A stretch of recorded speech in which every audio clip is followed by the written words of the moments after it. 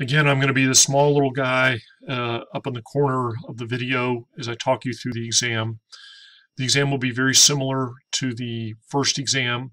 I believe there are 18 multiple choice questions. I'm not exactly sure. Two definitions, and then 6 or 7 short answer questions. Um, I will go over the major topics that we've talked about, and I will give you lots of good hints about where to look. On the so the first thing we did was watch the DVD about how to drill a well. I gave you this in D2L. Your job to study for the exam is to make sure that you are familiar with these terms. There are several. There's at least one question that involves these terms. There are several questions, pardon me, that involve the drilling personnel. So I would make sure I know how that works.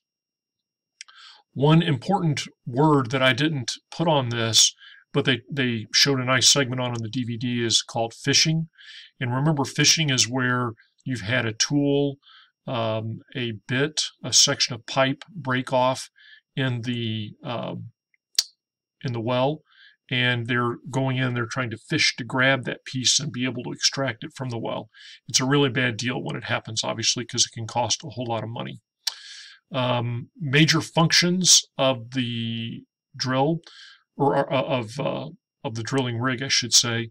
Make sure that you understand the cementing process, what's involved with cementing, and also how that cementing and casing a well go hand in hand. Typically, when you set casing, then the next step is that you cement that casing into place. So if you have any questions on that, be sure to look it up.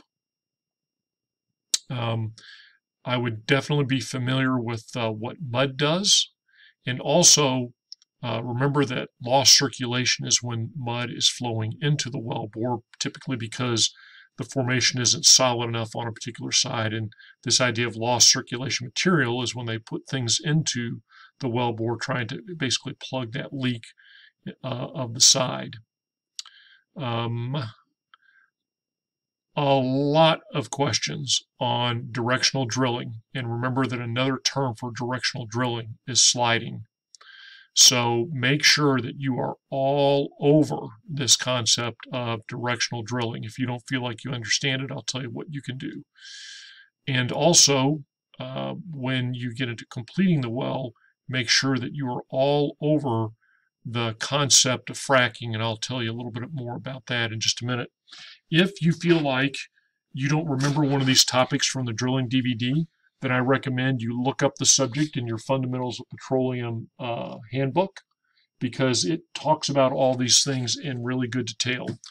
But if you understand the words on this, and especially the areas that I've emphasized, then you'll be fine on the questions about drilling a well. The next topic was about completing and producing a well. So you need to understand fracking in great detail. If you have any questions on fracking, again, the textbook can help with that. It tends to call it horizontal stimulation is the term it uses, or hydraulic fracturing, its formal name.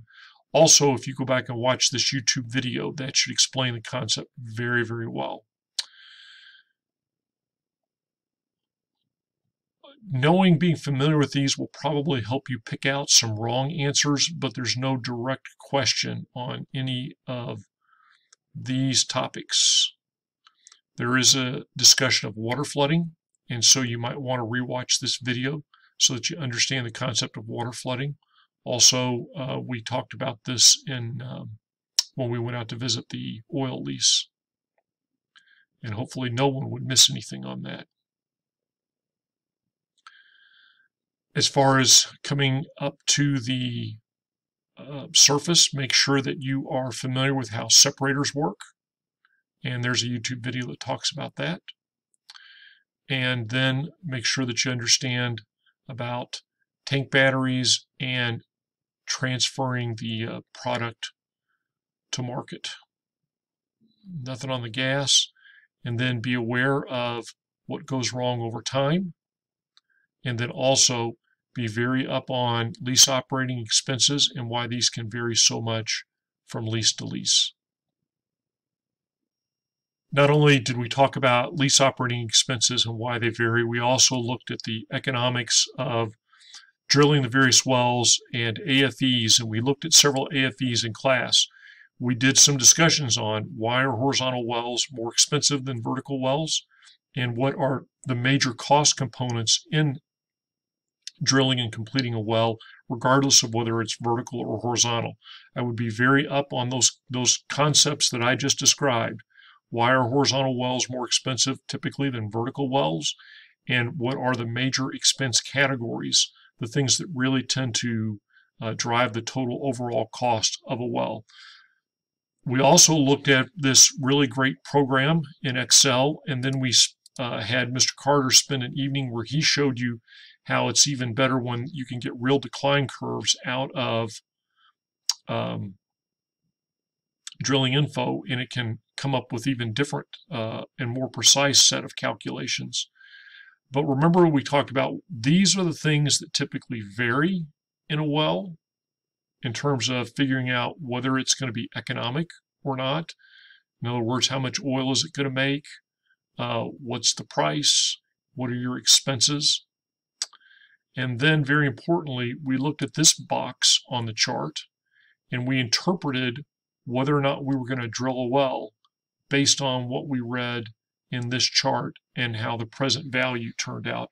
Very important for you to remember that discussion as to how to make a drilling decision based on the present value. So make sure you're up on that for the exam.